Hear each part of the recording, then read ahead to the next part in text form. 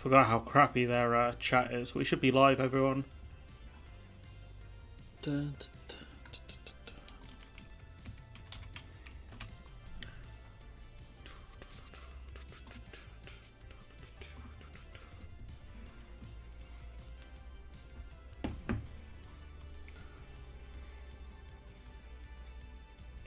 Just bear with me a couple minutes, everyone.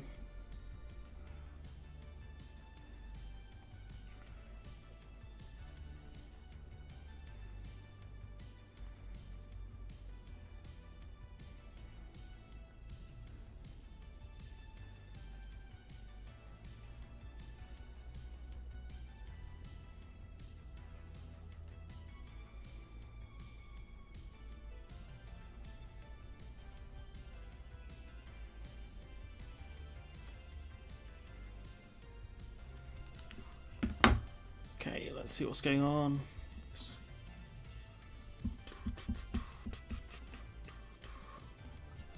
Let's see what the Clown Man has for us today. To this day. But yeah, honestly, it's one of them. I was just wondering what he's gonna say. It's Dominic Rav. It's the B team. It's the B team, everyone. Is this thing on? Yeah, it's the B team today, so it's gonna be fun to see what Dominic Raab comes out with and what's her name, Raina comes out with as well. Her last performance was not that great. I would rather Ed Miliband is up there because you know how I feel about Ed Miliband, but Red Dead Redemption. I wish I could interview him on the channel. That'd be great.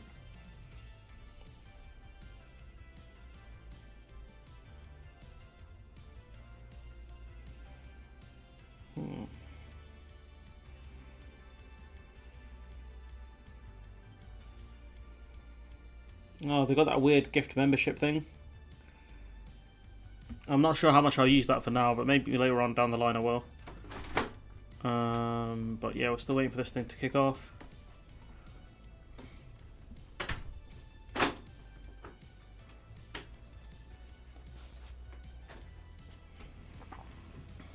So it should start in a minute or two.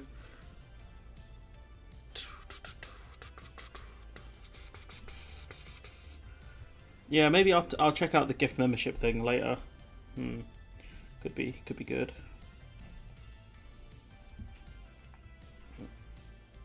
But for now, we'll keep it as is.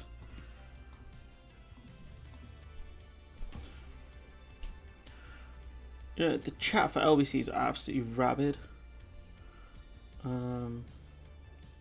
Leveling up user distraction. Hi, or this should be fun. When is listening to a room full of politicians cheering ever fun? Maybe the LBC chat's not that bad today. But yeah, how's everyone doing on this fine Wednesday day? It's a bit sunny outside. It's my birthday next Wednesday as well, so that's going to be fun. I don't know if PMQs will still be there next Wednesday. But yeah. Do I have to stream? Can I not stream it for my birthday? Save me the pain.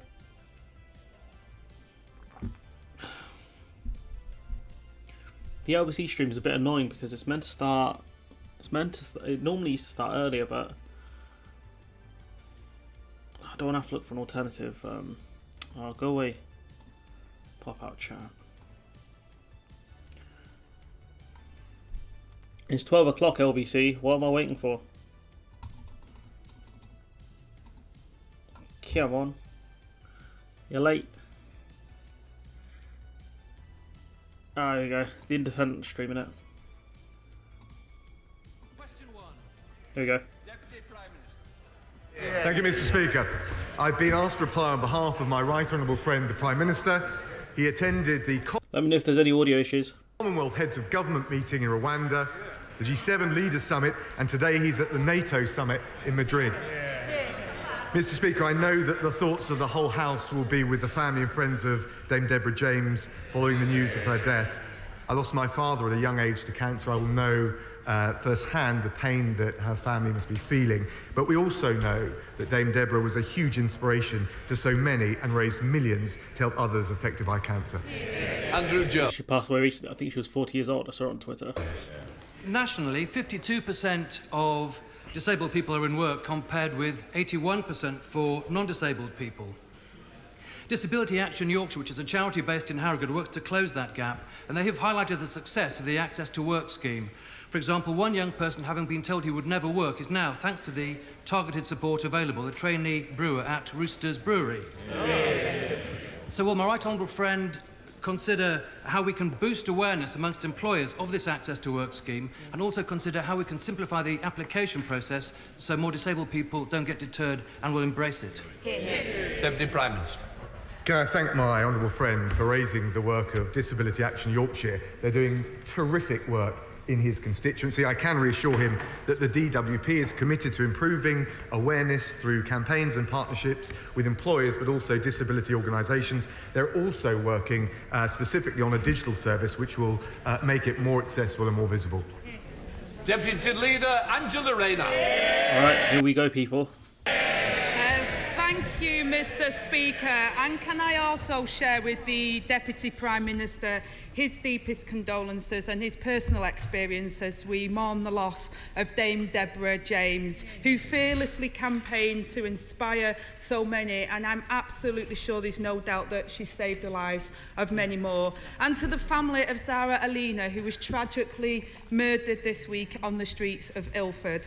Yeah, I read about that. It's horrific stuff. Well, Mr. Speaker, I also want to congratulate the two honourable members, the new members, who won in the by-elections this week, including my honourable friend, the member for Wakefield. Mr. Speaker, this week the government lost two by-elections in one day, the first in 3 decades. It's Serious? no one.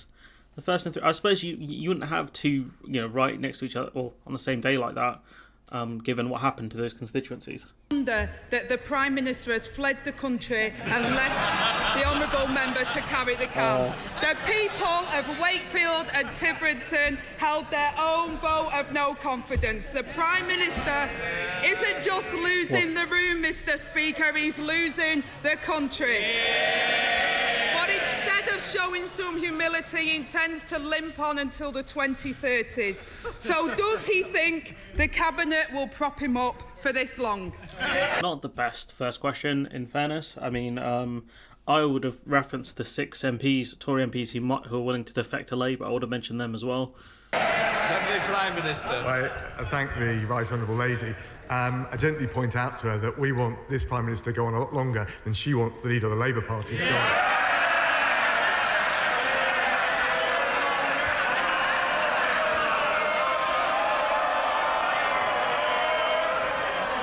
Not quite the zinger they're making it out to be. Mr. Speaker, we've got a working majority of 75. We're focusing on delivering for the British people. Record low unemployment. Wouldn't have happened if we'd listened to the Labour Party. More policing, tougher sentencing in force this week. Police, courts, The crime. sea closed. Oh, did you see there was a Tobey Maguire meme where he goes, the sea was... Oh, sorry, no one's going to get that joke, but honestly. and Sentencing Act. She voted against both, so did the Labour Party. And we'll protect the public from these damaging rail strikes when we've got the scene of Labour front benchers joining the picket lines.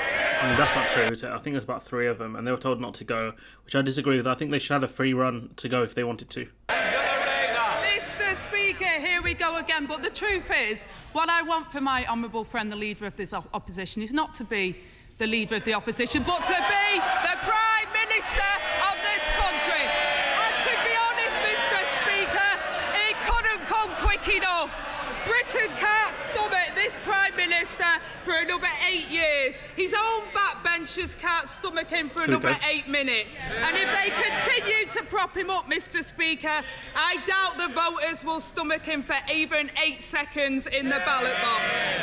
Now let's imagine, Mr. Speaker, the Prime Minister is still clinging on into the 2030s. Under this, Let's not imagine that. Let's not give ourselves nightmares. Let's not pretend that. tax high, low growth Tory government. At this rate, by 2030, the British public will have endured 55 tax rises. Yep. So how many more tax rises will this government inflict on working families before he says enough is enough? 9,001. Deputy Prime Minister. Mr. Speaker, I think she was right first time.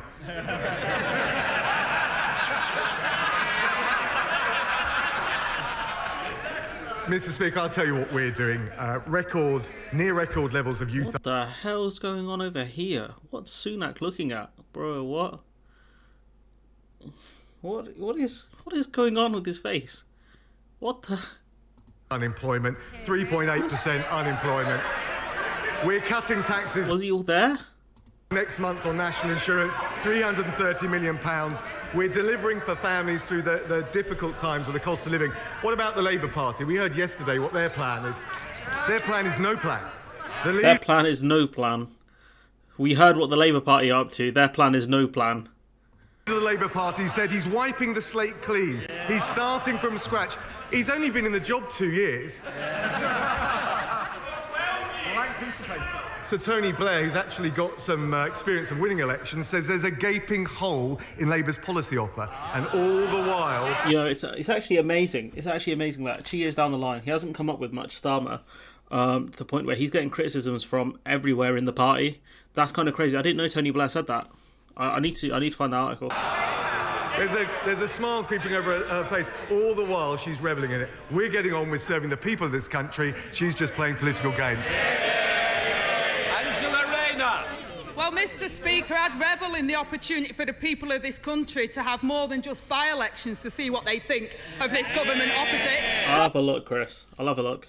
Call a general election and see where the people are. I don't think it's a good idea to call a general election now. I'm not confident Labour will do as well as they think they will do. Who once said high levels of government taxation was hurting UK competitiveness. Now he's backing the Prime Minister who wants to put taxes up 15 times. At this rate, Mr. Speaker, working people will be paying £500 billion more in tax by 2030. Yeah. How high does he think the burden on working people should get before he says enough is enough? It's not bad. Deputy Prime Minister. We're the ones helping working people with a tax That's not really true, is it? What the hell's going on here? With a tax cut of £330. They've shifted the tax burden onto more working class people and lower middle class people. That's what they've done. The support for those on the lowest incomes with the £650 support for 8 million on the lowest incomes and with, frankly, the record level of investment coming into this country from the 1 billion by Moderna for vaccines to the highest level tech investment in Europe, according to Atomico. We are the ones with a plan for low unemployment, a high wage, a high skill economy. At Labour, it's back to year zero. Yeah. Year zero? What the hell is that? And, you know, I think Rayner really has to mention the fact that Johnson and the Governor of the Bank of England said don't ask for a pay rise. Angela Rayner. Mr. Speaker, he pretends to empathise with those struggling with the Tory cost of living crisis when it was he himself who once said that food bank users are not in poverty but simply have a cash flow problem. The honourable member doesn't. He spent over £1 million in 9 months on private jets. It shows how out of touch this government is, Mr. Speaker. But at this rate, by 2030, 1 million more people will be using food banks. How many more working people will be pushed into poverty by his Prime Minister before he says enough is enough? I tell you, if the Labour Party, if the Right Honourable Lady wants to help working people, they should be clear in standing up against these militant, reckless strikes by RMT. The Right Honourable Lady has flip-flopped. The Right Honourable Lady has flip-flopped all over the place when it came to these strikes. First she said they were lose-lose. Then she tweeted workers were left with no choice. When she was asked by the BBC, straight question, she's normally a straight-shooting politician, do you like the RMT? She said, I'm going to have to go now. I've got a train to catch. Oh, no, don't. Oh, no. Do you know what it is? The Labour Party's key problem is they have no idea what they're doing. That's why you've got the shadow. I think she's the shadow justice minister saying, Labour would rejoin the single market, and then she had to reel it back. The Labour Party's lack of policy ideas means that MPs kind of kick it freestyle, and what that means, it creates a party that's just so dysfunctional. And we'll talk about that with David Lammy in a few days. But honestly, it's pretty shocking that the party have got themselves in the state. And sure, they'll do okay in the next general election. They'll do better than 2019, but I despair at the state of the party. I really do. She talks about working people. She talks about working people. Where was the Right Honourable Lady when the comrades were on the picket line last Thursday? Where was she when the Labour front bench were joining them rather than standing up for the public? She was at the Glyndebourne Music Festival, sipping champagne, listening to opera. Champagne socialism is back in the Labour Party. I mean, champagne socialism is such a dumb statement. Like, oh, you've got money, but you believe in workers to have more rights and get more money from their labour. How dare you? It's just ridiculous. Well, Mr. Speaker, that says a lot about the party opposite. I'll tell them a few things about militancy. It's this government that are acting in a militant way. And while they should have been at the negotiating table, they were at the banqueting table getting hundreds of thousands squeezed out of their donors instead of dealing with the crisis. And he talks about trades. No one can get trades because of his failed transport minister, Mr. Speaker. And I tell you, has a stronger stomach than his... I think we'll just have a little quiet. I want to hear the question, and you'll also want to hear the answer. Angela Rayner. Well, Mr. Speaker, I think it's rather ironic that you have to intervene because of the baying mob here when they've got people through their noisy protest laws being protesting out on the street. That's pretty good zinger, to be honest. That one's pretty good because it's true. They took Stephen Bray's megaphone recently. I think it was just yesterday, to be honest. They took his megaphone. It's crazy. The thing is, Mr. Speaker, they don't like it when the public say what they think of them. But I tell you, the honourable gentleman opposite has a stronger stomach than his colleagues behind him. Honestly, I want to hear the question, I want to hear the answer. And I hate to say it, so do your constituents. Think about them for once instead of yourselves, Angela Rayner. Think about your constituents, man. What would they want? Thank you, Mr. Speaker. And when they were asked about the absent Prime Minister's plans to stick around until 2030, one honourable member opposite said he'd lost the plot. Another one said anyone with half a brain would realise how dire things are. Yeah. And a former Conservative leader said that the country would be better off under new leadership. Yeah. And now the Prime Minister is at war with his own Defence Secretary after confirming he will break his manifesto pledge and increasing defence spending. Under this government, Britain is set to have less troops, less planes and less ships. The only thing the Prime Minister's interested in is defending his own job. Just how many more troops have to lose their jobs before he finally says enough is enough? I find the enough is enough bit a bit cringe.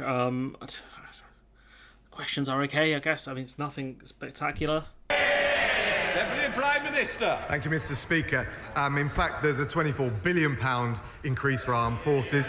Where's that money going, though? If you're cutting the amount of soldier numbers, where's the money actually going? That's what Labour need to ask. You're spending £24 billion.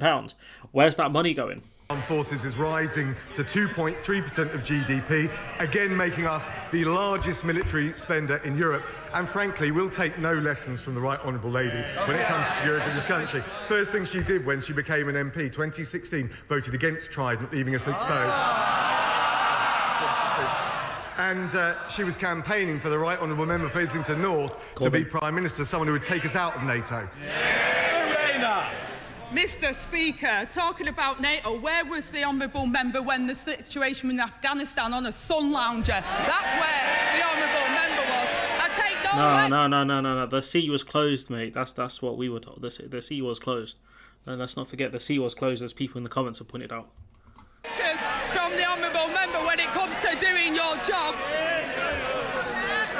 The Prime Minister said he felt no shame over the by-election defeats. He said his government have been quite exceptional. Well, I agree that they've been exceptional, all right. An exceptional record on stagnant wages, rising poverty and broken promises. And the Prime Minister wants to drag this out until 2030s. And how much more can he stomach before he finds the guts, Mr Speaker? How many more tax rises? How many more families drove into poverty? And how many manifesto pledges broken? I hope for the sake of the British public, Mr Speaker, that we never find out. And when will the Deputy Prime Minister finally grow a backbone and tell the Prime Minister the game is up?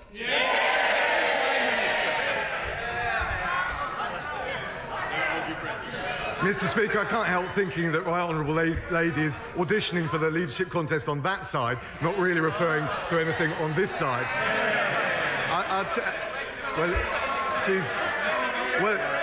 She's got the support of the honourable member. Look, I'll tell you what we're doing. We're putting in place the policies to grow our economy, to help... Mr Murray, we've had a good questions already for Scotland. It's not continued. It's not your debate. Come on. Mr Speaker, he was just announcing his support for the Right Honourable Lady in the forthcoming...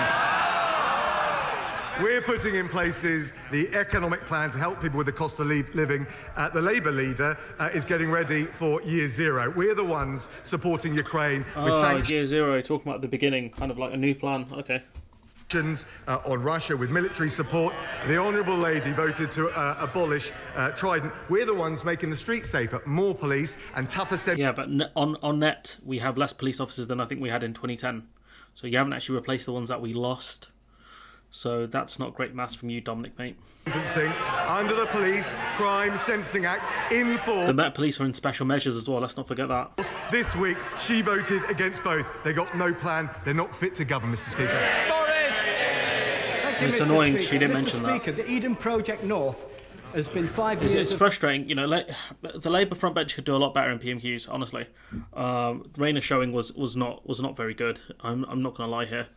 I would have given it to Ed Miliband, but I'm very biased because I like Ed Miliband. My parliamentary life, we've gone through 3 prime ministers, 4 chancellors, a plethora of ministers, but no, what we've got to the point is that the levelling up bid is going to go in very shortly. We've got a shovel-ready plan, we've got full planning permission. Does my right honourable friend agree with me? It is money worth spending in Morecambe. Mr Speaker, my honourable friend, there is no greater and more tenacious campaigner than the honourable member for his constituents. He'll know, I can't discuss the details of any specific bids, but the next round of funding allocations will be announced in the autumn, so we won't have to wait too much longer. Leader of the SNP, Ian Black. Yes, Ian. He's going to need a substitute because he's the man. Let's go. Thank you, Mr Speaker, and can I associate myself with the remarks of the Deputy Prime Minister and the Deputy Leader of the Labour Party at the sad death of Dame Deborah James. Our thoughts and prayers are with her family at this trying time, and we thank her for all that she has done to raise money for anti-cancer. Mr Speaker, Scotland's First Minister has set the date and started the campaign. Our nation will have its independence referendum on the 19th of October 2023. The reality is Scotland has already paid the price for not being independent. Westminster governments we did not vote for, imposing policies we don't support, breaking international law, dragging Scotland through a damaging Brexit we didn't vote for, and delivering deep austerity cuts. Contrast that with our European neighbours, who have greater income equality, lower poverty rates and higher productivity. Mr Speaker, why not Scotland? In the weeks and months ahead, we will make the positive case for independence. Will the opposition, if they can, make the case for continued Westminster rule? It's going to be interesting to see what happens with you know, if it goes to court or if the Tories try and block it, because it was just under a decade ago we had the Scottish independence referendum, I think, originally. But the issue was that, you know, they said that if Scotland votes independent, they won't be able to, you know, join the EU, essentially. And what's happened now is obviously we've left. So it's possible they can. I don't think the Scandinavian. I don't know which countries will block Scotland's ascension. I think Spain said they might originally, but then they've also toned that down as well. And that was a long time ago. I think that was back in like 2018 or something like that. So we'll see. We'll see what happens. Can I thank the honourable gentleman? It's always good to see him in his place. I've just. Oh, funny. No, genuinely, it's good to see him in his place. It's not the right time for another referendum, given the challenges that we face as one united kingdom. And I think, and he referred to some of the challenges in Scotland, but I think actually the people of Scotland want their two governments to work together, and we are keen, willing, enthusiastic to do so. Not the worst answer. There is no case for the union, as we've just heard from the Deputy Prime Minister, because, Mr Speaker, the harsh reality is that the Tories might fear democratic debate, but they don't have the right to block Scottish democracy. As the late Canon Kenyon Wright said, what if the other voice we all know so well responds by saying, "We say no, we are the state"? His answer, well, we say yes, and we are the people. Just last year, the member for Murray, the hell was he talking about? Leader of the Scottish Conservatives, no less, put it in his own words. A vote for the Scottish National Party is another vote for an independence referendum. Well, you won't often hear me say this, but I agree with them, and so do the Scottish people. Scottish democracy will not be a prisoner of any Prime Minister in this place. So why is the UK government scared of democracy? Or is it simply that they have run out of ideas to defend the failing Westminster system? Deputy Prime Minister. Thank the honourable gentleman. I think he's rather airbrushing history with that long soliloquy. But look, he mentioned the problems that Scotland faces. Huge tax burden imposed by the SNP. The Scotland's record on science and maths under the international PISA rankings are now have dropped below England and Wales, and the SNP have presided over the worst drug death rate in Europe, the highest since records began. I think the people of Scotland expect their government in Holyrood and in Westminster to work together to tackle the issues facing them in their day-to-day lives. That's what we're doing. I mean, effectively, they haven't done their job. I don't know, how much Holyrood are responsible for compared to Westminster, but, if it's the case that Scotland are doing so badly, surely Westminster has to be responsible as well as the more dominant government. There is devolution there, but surely Westminster should have pumped more money and resources into Scotland to try and help out with, as he put it, the failing education system and the opioid crisis up there. Why has nothing happened? Alders. Thank you very much, Mr. Deputy Speaker. There are great opportunities. Mr. Speaker. Shame. Mr. Speaker, my sincere apologies. Opportunity. Mr. Alders. Thank you very much, Mr. Deputy Speaker. There are great opportunities. There are, Mr. Speaker, great opportunities to create exciting new jobs in low-carbon energy along the East Anglian coast, and East Coast College are up. I can't lie, I don't want to be mean to the guy, but my hairline ended up like this. I would just go bald. Challenge of providing local people with the necessary skills. However, they and other colleges are finding it increasingly difficult to recruit and retain teachers in such work as fabrication, engineering and construction. Will my right honourable friend ensure that the government come up with a cross-departmental strategy to address this staffing crisis in our further education colleges, which could undermine the levelling up agenda? I would be surprised if it's not down to the fact that these people that do trades, educate people on trades, right? They probably could make more money in the trade rather than through education. That's probably why they're not doing a lot of teaching courses. I know, like both my brothers are in the carpentry course now. One of the incentives that college gives is that the teachers can do any other course they want for free, and these courses are quite expensive. So that's a big incentive, I think, for some of them, where they can do multiple things at once, so they can really skill up. But I don't know what other colleges offer. Trade schools are really, really important, but I think one of the issues is the cost of them, and also the one near me is in a very rural area inside a village. So I couldn't tell you for sure what it's like elsewhere. Obviously, Deputies Day. Come on. My honourable friend is absolutely right, and that's why we're investing nearly £52 million to support the sector in recruiting and retaining excellent staff, and in particular looking and focusing on the experience and the skills that we can often find in industry to train the next generation of technical experts. Neil Hamby. Thank you, Mr. Speaker. No country that values its independence and indeed its self-respect could agree to a treaty which signed away its economic independence and self-government. Ultimately, membership of any union that involves pooling of sovereignty can only be sustained with the consent of the people. Yes. Does the Deputy Prime Minister agree with the Prime Minister and his predecessor? Yes or no? Yeah. I would have just said that we signed up to it under duress and therefore it should be null and void. Deputy Prime Minister. I just say to Donald Gentleman, that's why we had the referendum in, a few years ago. The people of Scotland spoken, and we think it's not the right time to be relitigating this issue. It's almost a decade ago, I think. Thank you, Mr. Speaker. Speaking with Lord Ahmed yesterday, I thank the government for now listening and allowing high-risk British Council contractors still in Afghanistan to be processed immediately upon their application to the Citizen Resettlement Scheme and not having to wait a further 2 months until the application window closes.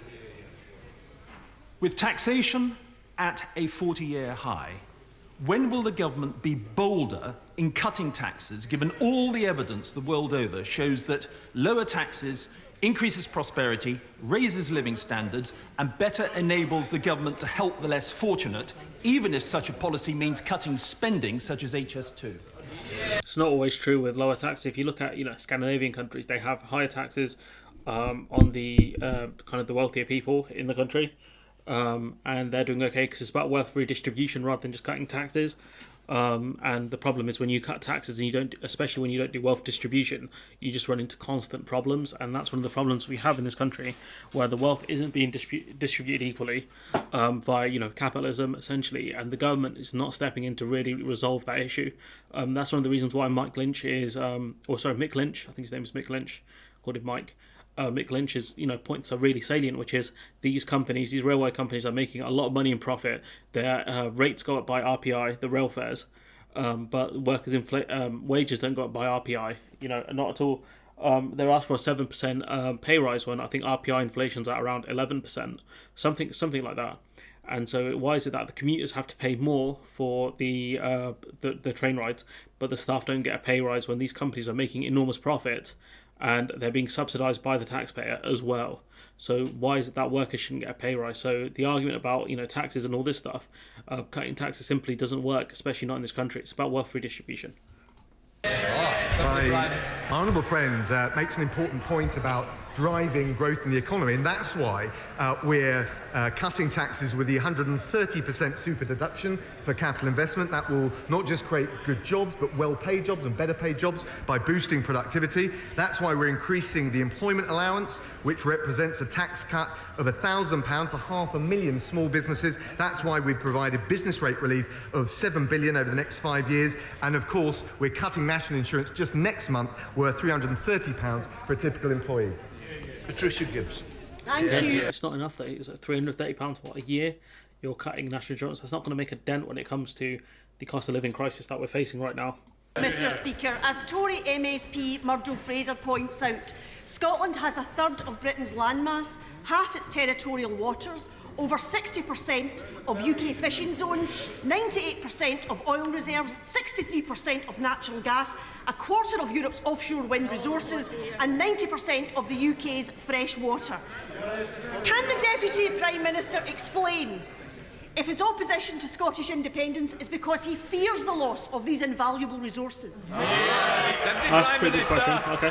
She's absolutely right in what she just said. There are huge assets right across Scotland, and that's why we think we're stronger together in delivering for the people of Scotland. I mean, that even makes sense as an answer. Scotland has a lot of natural resources, and that's a reason for them to stay in the Union. That's not really a good answer, is it? Hill. Mr. Speaker,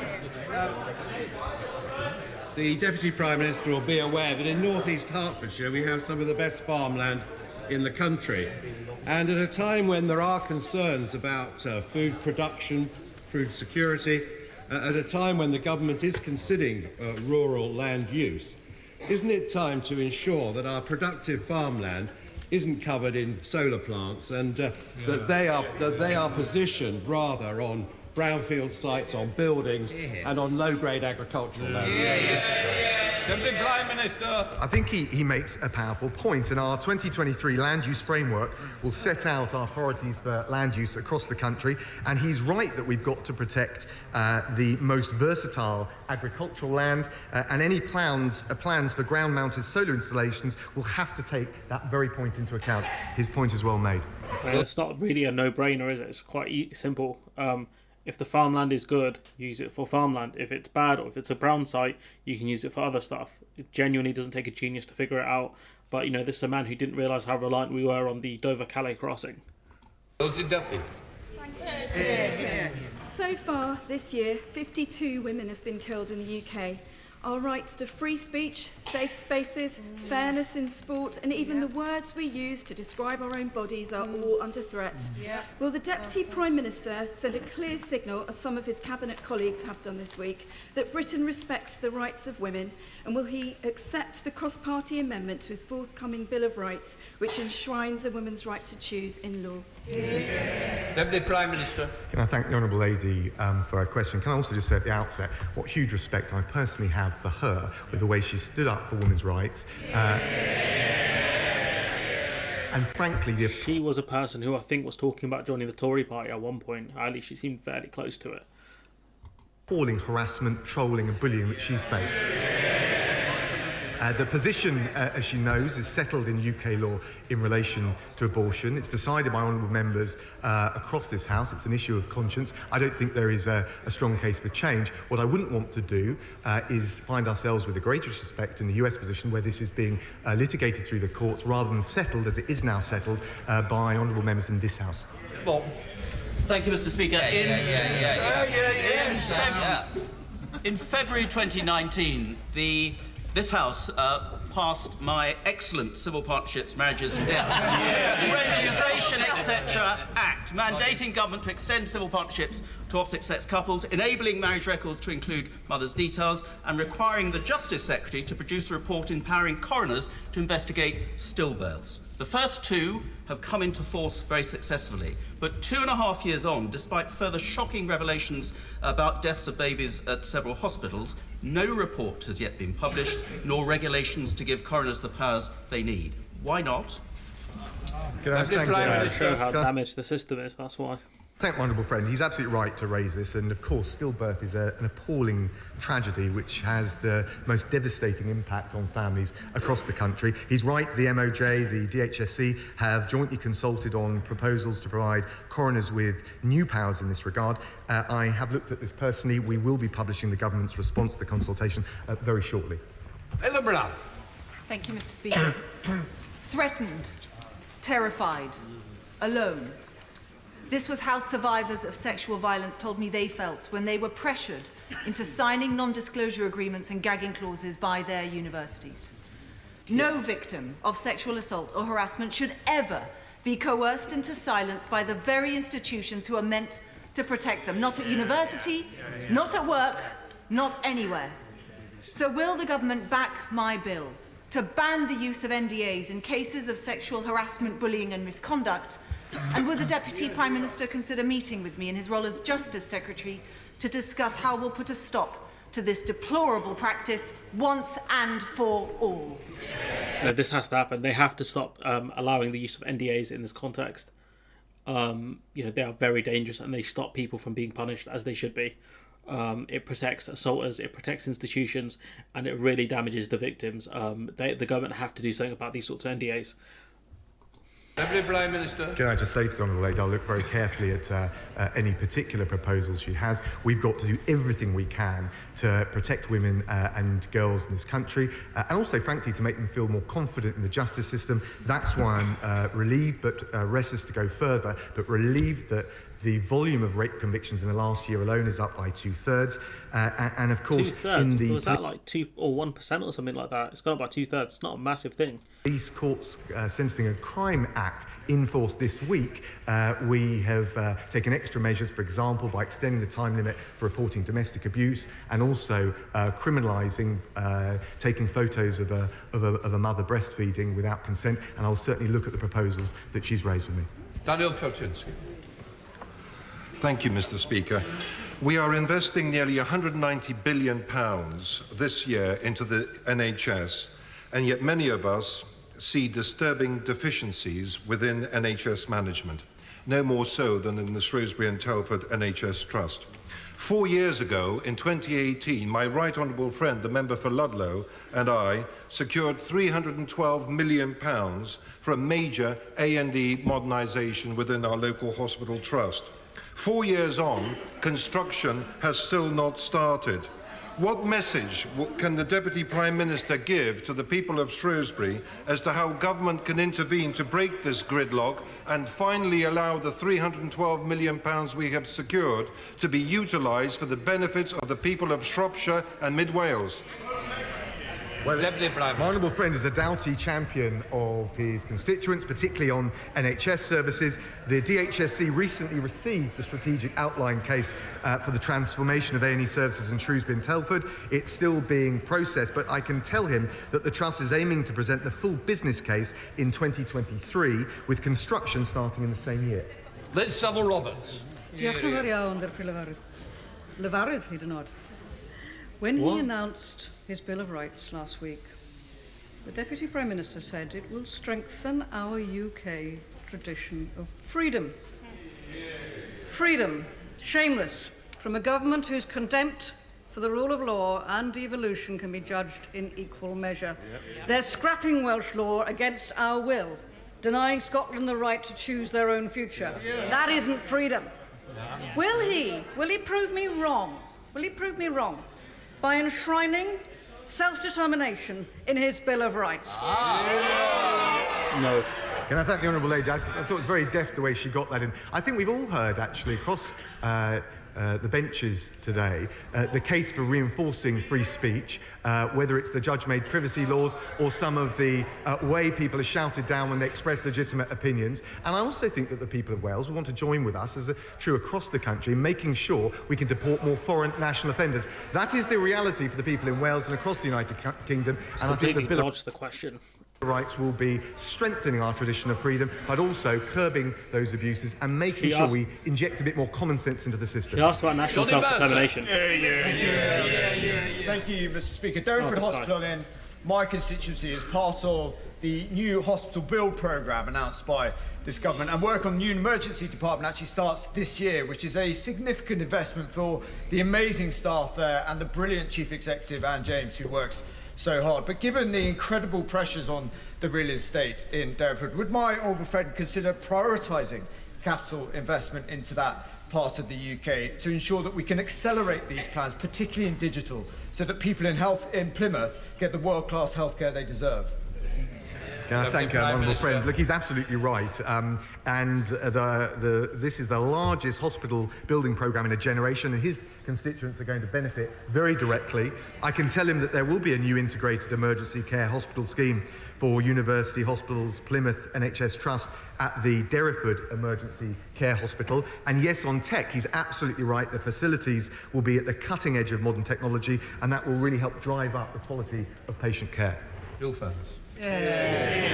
Thank you, Mr. Speaker. The victims of black cab rapist John Warboys were only able to challenge the police's failure to investigate his appalling crimes because of the Human Rights Act. They would not have been able to do so under the Deputy Prime Minister's new so-called Bill of Rights. Why does he want to stop women like the victims of John Warboys from making sure that police protect them from rape and sexual assault and getting the justice they deserve? It's a great question. It's a great question. Can I thank the Honourable Lady for the opportunity? It was not the result of litigation that addressed the problems with the Warboy case. And indeed, if she wants to look after victims in cases like that and others, the Labour Party should join with us, not just in supporting the Bill of Rights, but our parole reforms that will make sure dangerous offenders are not released and we protect the public. Timmons. Well, thank you, Mr. Speaker. Mr. Speaker, my constituent, Joel Lindop, has suffered the abduction of his young children to Poland, one of many families in the UK who go through a similar experience every year. And despite repeated judgments in his favour in the courts in Poland, he's been unable to persuade the Polish authorities to fulfil their obligations under international law and return those children to their family. Will my right honourable friend intercede and ensure that my constituent and the many other families who face this challenge are able to ensure that their children are returned safely and in a timely fashion in the future? What the hell is he talking about? Is he talking about kidnap or some sort of like parental dispute? That's pretty wild. If the courts in Poland have sided with the person in this country and the Polish authorities haven't done anything about it. Can I thank my honourable friend? Look, I can't imagine how appalling that situation must be for any parent to find themselves in. He'll know we're committed to the 1980 Hague Convention on Child Abduction, and that does provide a mechanism. He's right that that's one that has to be driven through the courts, and that's not something we can directly interfere on, but I will make sure, and I'll speak to the Foreign Office and see if the Minister can address whether there's anything further that we can properly do to support him. Surely go through Interpol or something? Thank you very much, Mr. Speaker. A serious question on the conduct of the government as regards free trade agreements. And I cannot understate the fury of the International Trade Committee this morning that led us to unanimously empty chair the Secretary of State for International Trade. The government has broken its word to the committee, to the House and to you, Mr. Speaker, on scrutiny of the Australian trade deal by triggering Crag and now endangering a committee report. It is the unanimous view of the committee, Mr. Speaker, Tory, Labour, SNP and DUP, that Crag should be delayed to allow proper scrutiny as was promised. Will the government deliver on its promise and therefore delay Crag? I understand, Prime Minister. I understand, Mr. Speaker, that the Secretary of State for International Trade has agreed to come back and address the committee just as soon as possible. Sunderland. She sat right there. Mr. Speaker, I was privileged last week to attend the Malaria Summit in Kigali. Even today, malaria remains the biggest single killer of mankind ever, and 1.7 billion people are living every day under its shadow of misery. But, Mr. Speaker, we're on the cusp of something really special, in that recent advances, education and our British world-leading vaccines can now eradicate it forever. Can my right honourable friends please confirm that the UK will fulfil its full commitment to the Global Fund? Deputy Prime Minister. Can I thank my honourable friend? And I know from working at the Foreign Office just how powerful the Global Fund is. It's a very high-performing international organisation. He will know that since 2002 we've been the third largest donor, so we've stepped up to the plate. The UK hasn't yet determined our pledge for the 7th replenishment, but I know the Foreign Secretary will have heard loud and clear the advocacy that he's made in their regard. Final question, Bel Ribeiro Addy. Thank you, Mr. Speaker. In their efforts to pursue a hostile environment, the Home Office routinely tears families apart and breaks human rights and equalities legislation. They're reported to be sending up yet another charter deportation flight to Nigeria and Ghana. In Pride Month, they'll be deporting LGBT asylum seekers, fleeing homophobia, and grandmothers and mothers of British children who have lived in this country for over 25 years. Given that the Home Office repeatedly get it wrong and end up having to take people off these flights, can the Deputy Prime Minister tell me how many people have been removed from this flight already, and when will they stop these inhumane deportation charter flights? At the end of the day, certain countries, if you've lived there long enough, even if you're there illegally, they have pathways to citizenship, and I think the UK should do something similar where, you know, if you've got kids and you've got a life here, there should be a path to citizenship for you. It just doesn't make sense otherwise. Like, you can't have someone who's, you know, like we saw it in the Windrush scandal, didn't we? That, you know, people had lived here for so long, had their lives flipped upside down because of essentially bureaucratic errors. It's just ridiculous. So let's see what Rob has to say. Prime Minister. Well, thank the Honourable Lady. Look, she's right at least in one respect. Of course, people who come here need to be treated decently and humanely. We're absolutely committed to that. We also need to make sure that we cut down the illegal routes, and those that are here who've committed serious offences can be returned home. And the crucial thing, and I'm working with the Home Secretary, is to make sure we do both of those things. But what we can't allow is illegal routes to flourish into this country. Otherwise, we'll just attract more. And we cannot allow... So open up legal safe points of entry then, you mug. people who commit serious offences in this country to stay and continue to pose a threat to the public. It's ridiculous. Questions. Yeah, that's it. We're done with this because I can't. I don't know how to. The Guardian have it going longer? No, they don't.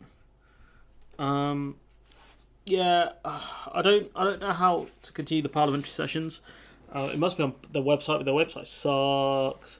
I wasn't impressed with Rayna, honestly. I found her questions not to be the best. I think it was more. There was a lot more kind of showmanship, I guess. Like she's trying to show off a lot more, trying to be all cool, and when is he going to declare time and all this stuff. When I think there were much better questions she could have asked. So yeah, not her best performance. I think she does a lot better against Johnson than she does Rob. Rob wasn't willing to play games here. To be honest, he's quite straightforward. I think it was not a bad performance from him, to be honest. With the Scotland stuff, I think he struggled a lot more, mainly because there's no good argument for unionism anymore. I think myself being a fan of national self-determination, I think that Scotland should go. I think they should go their own way and they should see what they can do. Let's see what Scotland can do. They've got a big oil and gas reserve, so they can set up a sovereign fund. There's a lot of good that they can do with the resources at hand. So that's what I would rather see. Scotland go their own way. If that's what they want to do, we shouldn't force them to stay in a union they're not happy with. At the end of the day, they vote for the SNP, who are a centre-left / left-wing government, right? They end up with Tories in Westminster. How is that a fair system? How does that make sense? Wales votes Labour typically. That's why they've got Mark Drakeford, and in the end they end up with Tories, right? Northern Ireland's in a bit of a weird position because obviously they used to vote. They've got a very different system to ours. I guess so does Scotland and Wales. But point being is that what do you call it? Their MPs are, I think, more difficult for me to gauge ideologically because I don't know as much about them. I know about the DUP, but I don't know much about the other ones. Or Sinn Féin, where does Sinn Féin sit ideologically? Do they believe in capitalism? Do they believe more in kind of a Nordic model, a far more left-wing model? I don't know. I have to do a lot more research into them. But point being is that if you look at the way the other members of the union vote, Scotland vote typically for the left, Wales votes for the left. They both end up with Tories. How does that make sense? And the Tories in this system have the most power. The Westminster government, they have the most power.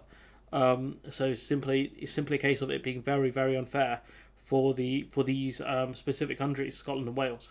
Northern Ireland again is in a unique situation, so I won't talk too much more about them. But look, I'm gonna end the stream in a moment. Is there anything you guys wanted to talk about quickly? I've got the Q&A set up for hopefully Saturday, around 1 p.m. So yeah, that should hopefully go out. I need to check. Do I actually have the community post up? Bear with me 1 minute. I'll just check if I've got the. Did anyone actually put anything? No. So if you guys got any questions, the community tab's here. There's a video for the Q&A as well. If you guys want to ask anything, but we'll go for a few more minutes. We've got, what time is it? 48. We'll go for about another 5 minutes. If you guys got any questions, feel free to come from the comments. There's a couple of people here. So yeah, go for it. If not, we'll end the stream in a few minutes. But if there's any questions you guys have, feel free to ask and I'll answer them.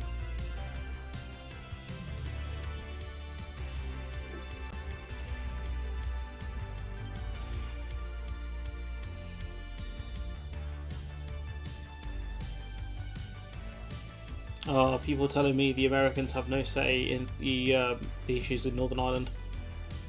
How wrong they are.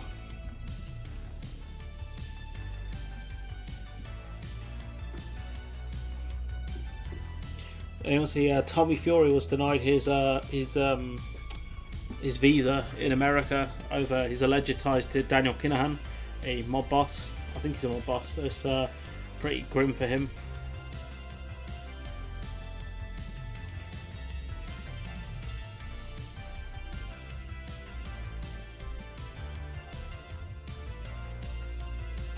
Dominic Rob's a karate black belt. That sounds like nonsense. That sounds like absolute nonsense. That actually sounds like a lie. I don't believe that for a second.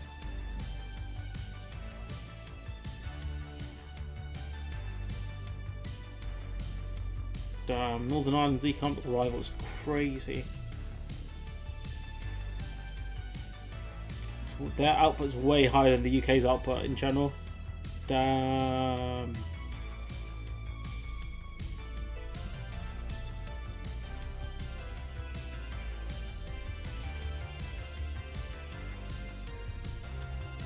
It's one of the guys getting roasted for his anti-abortion takes.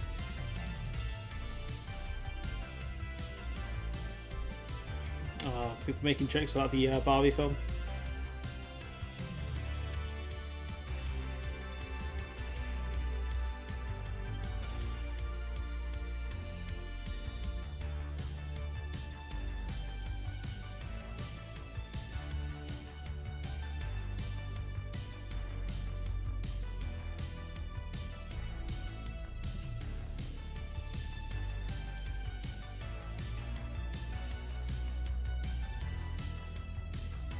You guys got nothing to say. Alright.